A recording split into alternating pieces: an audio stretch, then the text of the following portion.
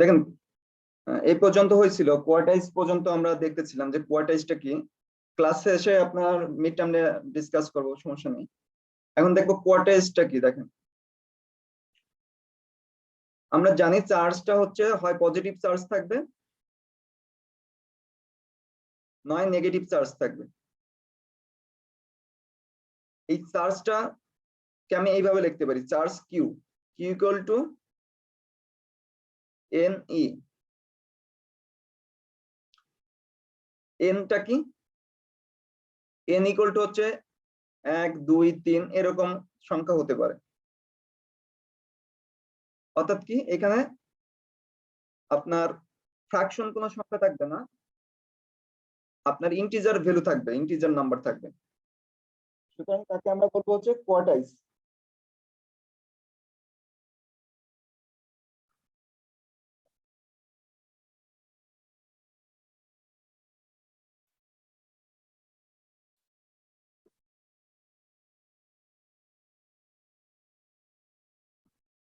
Charge quantized.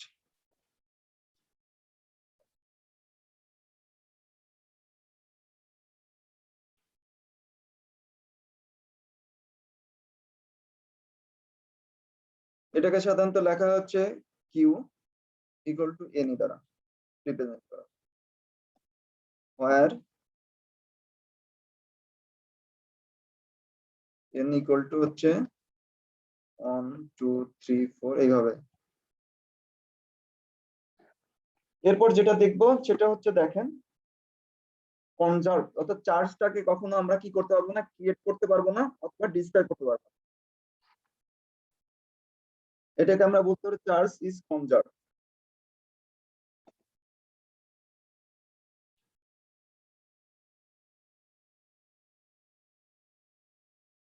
অর্থাৎ আমরা ক্রিয়েটও করতে পারবো না, আমরা ডিস্ট্রয় করতে পারবো না, অনলি কি করতে পারবো, ট্রান্সফার করতে পারবো।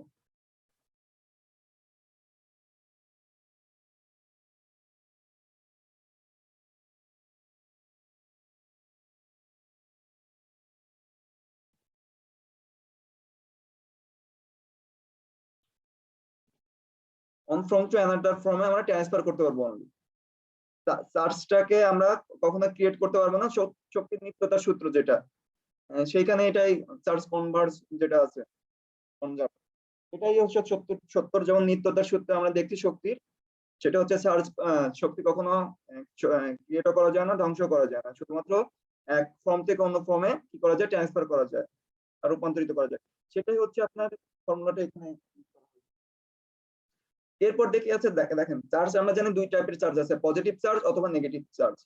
কোনো একটা স্থানে যদি যে কোনো একটা চার্জ আলাদাভাবে থাকে, মনে করেন এইখানে আর কোনো চার্জ নেই, এখানে একটা পজিটিভ চার্জ আছে অথবা অথবা একটা নেগেটিভ চার্জ আছে, এছাড়া আর কোনো চার্জ নেই, সেই চার্জটাকে আমরা বলবো হচ্ছে কি চার্জ, নন পোল চার্জ, ইলেকট্রিক নন pole.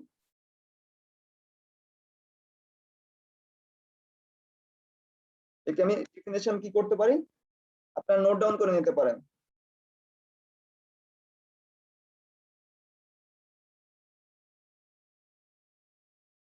Single charge, isolated single charge, অর্থাৎ কি একটা আইসোলেটেড থাকবে, হয়তো একটা মাত্র সিঙ্গেল চার্জ থাকবে, আর কোনো চার্জ থাকবে না। একে কি বলবো, একে বলতে পারি আমরা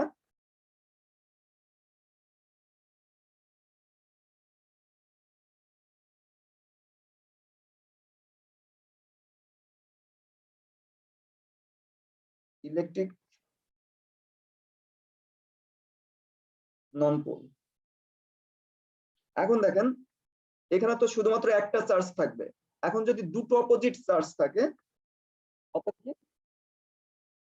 একটা পজিটিভ চার্জ এবং একটা নেগেটিভ চার্জ যদি থাকে, দুটো চার্জ থাকবে, একটা পজিটিভ চার্জ এবং একটা নেগেটিভ চার্জ, তাহলে আমরা যেটা পাবো তাকে বলবো হচ্ছে আমরা ডাইপোল।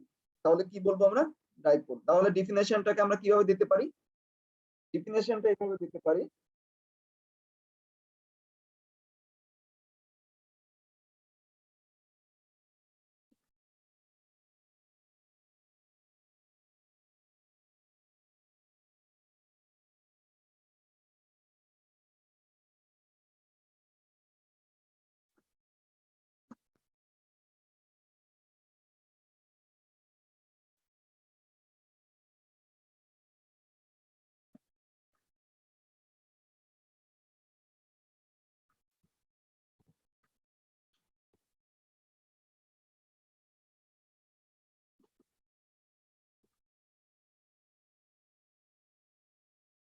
অর্থাৎ কি ইকুয়াল পজিটিভ এবং negative charge place close to each other যদি থাকে একে আমরা কি বলবো, একে আমরা বলবো হচ্ছে ইলেকট্রিক ডাইপোল। আপনার ডাইপোলের কথা শুনে আসছেন। ইলেকট্রিক ডাইপোলে কি হবে, দুটো চার্জ থাকবে, ক্লোজলি দুটো চার্জ থাকবে, আর কোনো চার্জ থাকবে না। অর্থাৎ কি আর কোনো চার্জ থাকবে না সেটা না, অর্থাৎ কি যদি ইকুয়াল পজিটিভ চার্জ এবং নেগেটিভ চার্জ থাকে, যদি ইকুয়াল দুটো পজিটিভ চার্জ থাকে অপর সাইডে দুটো নেগেটিভ চার্জ থাকতে হবে। যদি তিনটা পজিটিভ চার্জ থাকে তাহলে তিনটা নেগেটিভ চার্জ থাকতে হবে। তো ইকুয়াল পজিটিভ এবং নেগেটিভ চার্জ থাকতে হবে place to the close each other. যদি ইচ আদার ক্লোজ থাকে তাহলে তাকে আমরা কি বলবো, ইলেকট্রিক ডাইপোল। এর ম্যাগনিটিউডটাকে কি বলা হয়, এর ম্যাগনিটিউডটাকে বলা হচ্ছে ডাইপোল মোমেন্ট। অর্থাৎ কি মনে করেন দুটো চার্জ, এই দুটো চার্জের প্রত্যেকটা, একটা হচ্ছে পজিটিভ চার্জ পজিটিভ কিউ, আর এটা হচ্ছে নেগেটিভ কিউ। এর মধ্যে ডিসটেন্স কত, এর মধ্যে ডিসটেন্স হচ্ছে ডি। তাহলে ডাইপোল মোমেন্ট হবে কি, dipole moment, dipole moment D equal to লিখতে পারি কিউ ডি। এখানে ডি হবে হচ্ছে আপনার ভেক্টর হবে, ভেক্টর চিহ্ন। অর্থাৎ কি এখানে একটা ভেক্টর উপরে ই এর মাথায় একটা ভেক্টর চিহ্ন যাবে, ডি এর মাথায় একটা ভেক্টর চিহ্ন যাবে।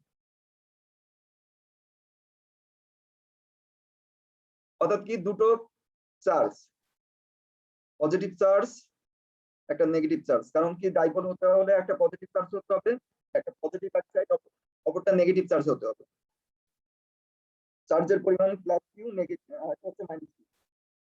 সুতরাং চার্জ তো আপনার কিউ, আর ডিসটেন্স কত, এর মধ্যে ডিসটেন্স হচ্ছে পি। এর জন্য একে লেখা হচ্ছে পি ইনটু ইকুয়াল হচ্ছে কিউ ডি। এটা হচ্ছে আপনার ডাইপোল মোমেন্ট। আর হচ্ছে এই তীর চিহ্ন অ্যারো হচ্ছে আপনার ভেক্টর বলা হয়। অর্থাৎ কি এই দুটোর মধ্যে যদি ফোর্স কাজ করে কোন দিকে ফোর্সটা কাজ করবে, অর্থাৎ ডিরেকশনটা বোঝাচ্ছে যে পজিটিভ থেকে নেগেটিভে না নেগেটিভ থেকে পজিটিভ, এই ডিরেকশনটা বোঝানোর জন্য এখানে এই ভেক্টর চিহ্নটা দেওয়া হয়। এরপর কি দেখবো, এরপর চার্জের দেখেন চার্জ থেকে আমরা পাই হচ্ছে কি ইলেকট্রিক কারেন্ট। ইলেকট্রিক কারেন্টটা দেখবো আমরা, যেটা পাই সেটা হচ্ছে electric current.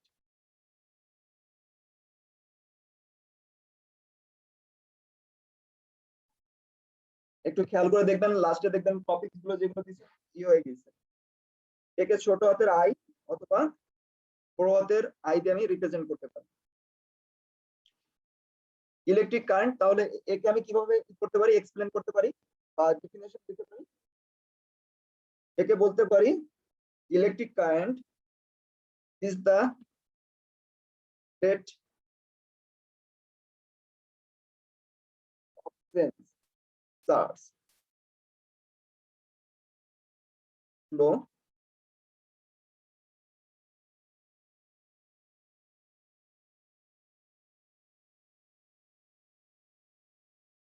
past a given point।